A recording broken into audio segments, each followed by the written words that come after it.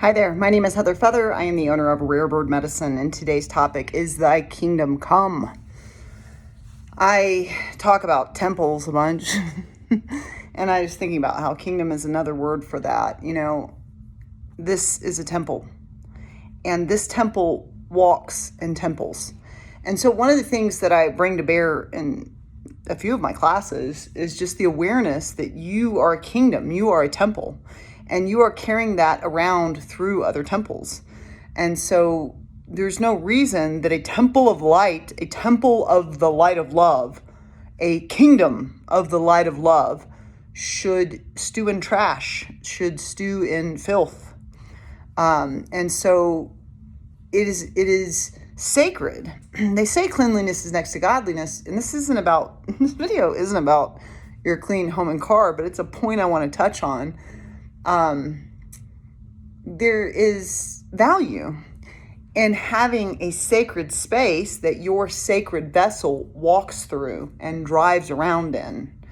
And so in the Mastery of Light class, one of the things I offered when we were working with more of the earth elemental lessons that I'm going to share with you today is to consider if there's anything you can do to the kingdoms that travel you through the world. Is there anything you can do for your vehicle or your bicycle that, do you need new windshield wiper blades? Do you need to get that oil changed? Do you need to clean out your car? Do you need to vacuum it out and get the trash out of it so that kingdom that carries you, that chariot that's going to have you arrive at your sacred destinations in the timeline for your divine appointments, is a chariot is worthy of you being in, And there's the kingdom in the temple in which you live. And I've been in a depression. I've had a lot of death, a lot of trials and tribulations financially in the past year. I've done very well. I'm doing very well with all of those things, considering the blows I've been handed in the past year. And when I'm depressed, I know I'm depressed when the dishes aren't done when I go to bed, because I am, and this is often an autistic trait, very OCD. I like things to be in a certain way, and I like things to be clean, and it feels good. And I can tell even throughout, when Ashtar was alive too, in the 13 years I had my cats together, I would clean the space and I could feel the energy of my cats change. They'd be like, oh yeah, we deserve a freaking kingdom. Finally recognized, lady. This should always feel this way, And I can see it. I've been in homes where animals aren't given that same opportunity to walk in the kingdom that they deserve with their own temples.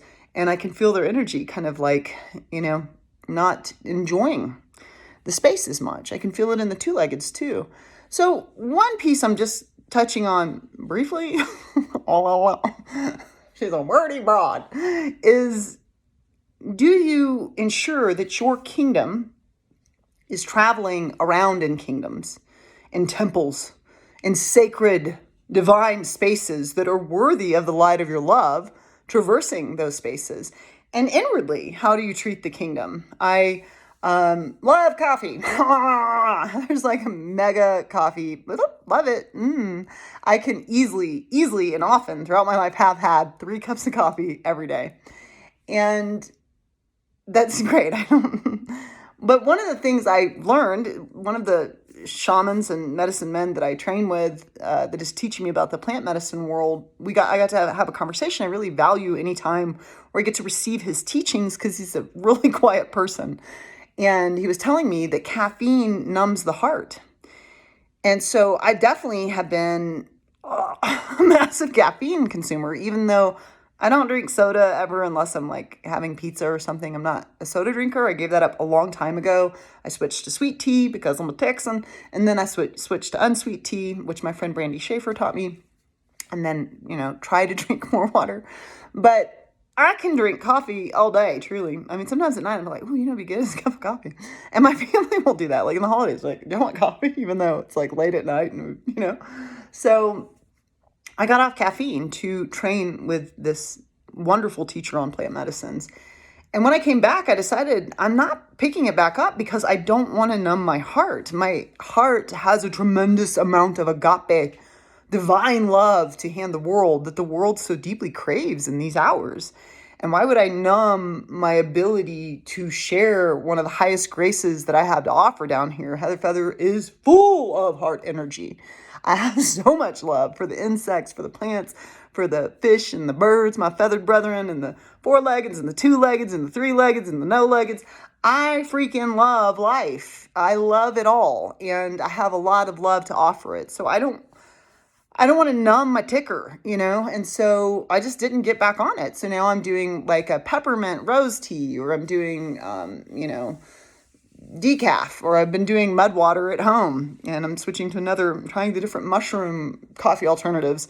But now it's like I'm finally stepping towards something I've wanted for a long time, which is treating my inner temple with my inner kingdom with honoring what it receives and not numbing my heart. And it's difficult. We're very food addicted, and food marketed to beings because everyone knows you need your next meal.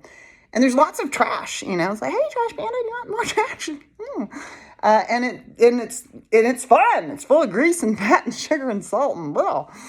And I don't actually advocate to never have those things. I think it's important to walk in balance. I think that actually can jumpstart your metabolism to not be so strict, regimented, and disciplined, which can crystallize the energy. But as a general rule, how are you doing with your temple? Like the temple of the earth. Do you buy organic? If you eat meat, do you buy grass-fed, grass-finished? Do you buy pasture-raised?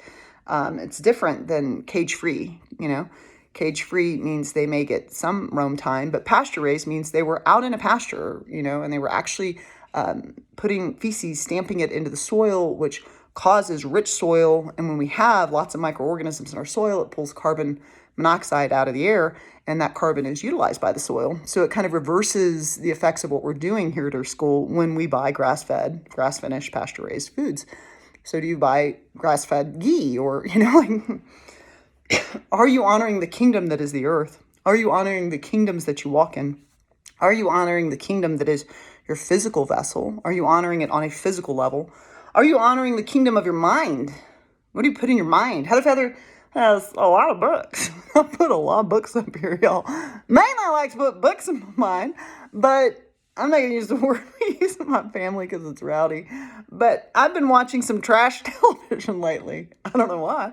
I just let me just watch trash. It's just not something I normally do. I mean, I watch cartoons. Don't get me wrong. I play video games and watch cartoons. I'm not a saint. But as a general rule, it's just like, yeah, I just want to watch cartoons. I'm not trying to watch TV or sci-fi or something. But I'm watching trash TV, and it's like, this is so weird, It's so weird.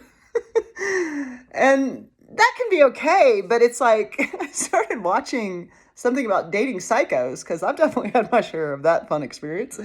And I was like, wow, this makes me want to be single in all the lifetimes.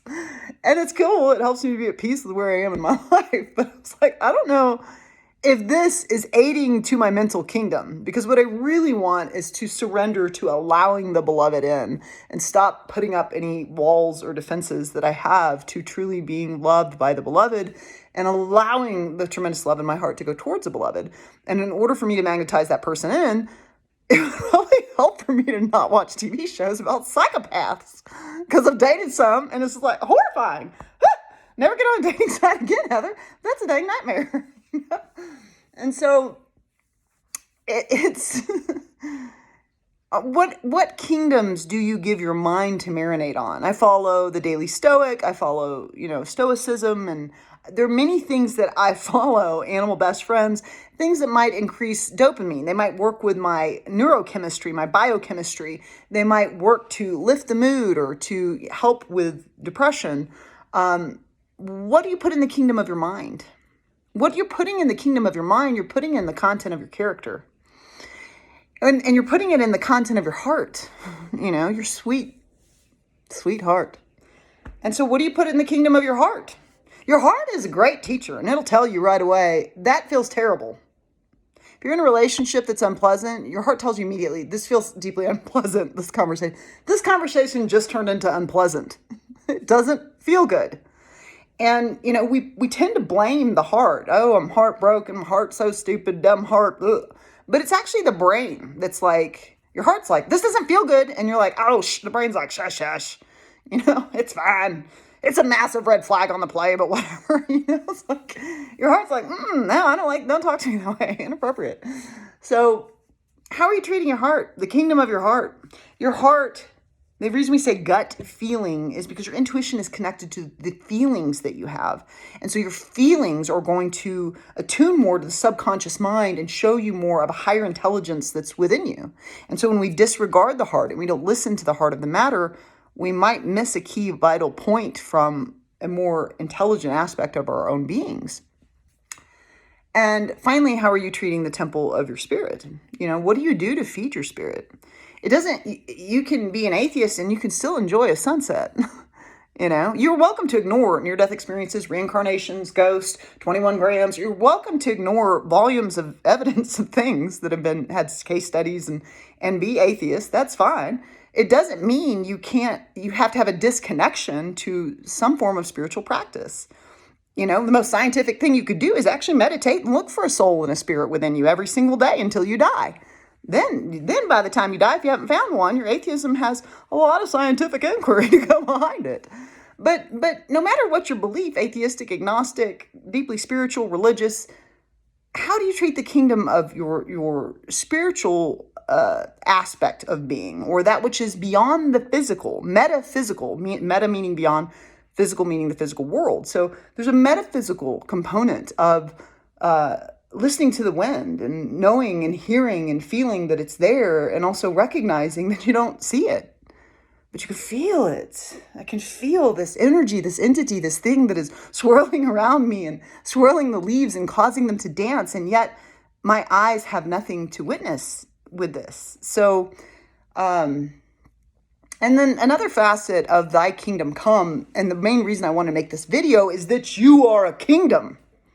And when you walk into a place, whether that be your home or a cafe or a show that you're going to see with friends, whatever floats your boat, whatever's the jam on your biscuit. When you carry yourself in the world, how often do you stand in the sovereignty that a kingdom has walked in the room? I am a temple. Because I'm on the medicine person path and because I'm on the shamanic path, anyone that's on that path is handed shadow their whole lives. They're given terrible experiences. And if you were looking at it from a more Hindu perspective, you'd be like, whoa, dude, you have a lot of bad karma.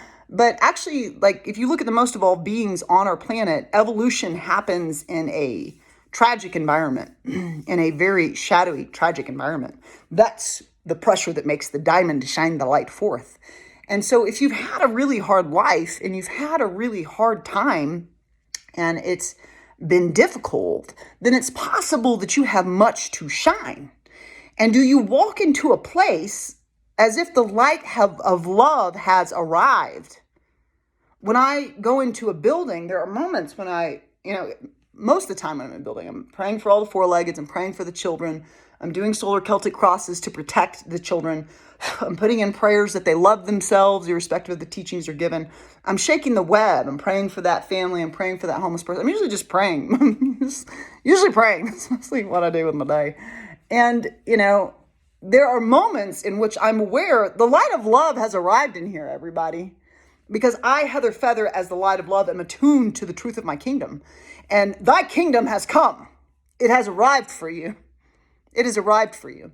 And there have been many relationships I've had in which I've allowed others to sit in my kingdom chair in the center of the temple, where I've given the beloved, where I've given certain men that I've dated here. Yes, I love to serve. My love likes to nurture, likes to serve. I've got a Cancer moon in Mars. I want to nurture with my love.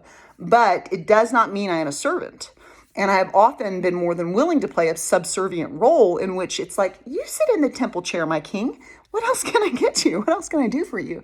And then I've come to realize that somebody dissociated from the light of love in their own kingdom is sitting in my kingdom temple chair. And so as I've aged more and more, I've been like, you need to get out of my chair. You actually need to leave the building. You can go ahead and lock the gate behind you. I'll pray for you over there. You can lose my number. I'll pray for you when I think of you, but we don't need to know each other because you are honoring the sovereignty of me and the sovereignty that you be. If you were, you wouldn't have sat in the chair to begin with. But also, it's a matter of not just stewarding that temple chair and making sure that it's you that sits in it, but that you stand as well in it. Walk in it, talk in it, speak in it, be in it. Allow thy kingdom to come. You can always subscribe to Rare Bird Medicine on YouTube, like and comment there. I'd love to hear your thoughts. I'm one.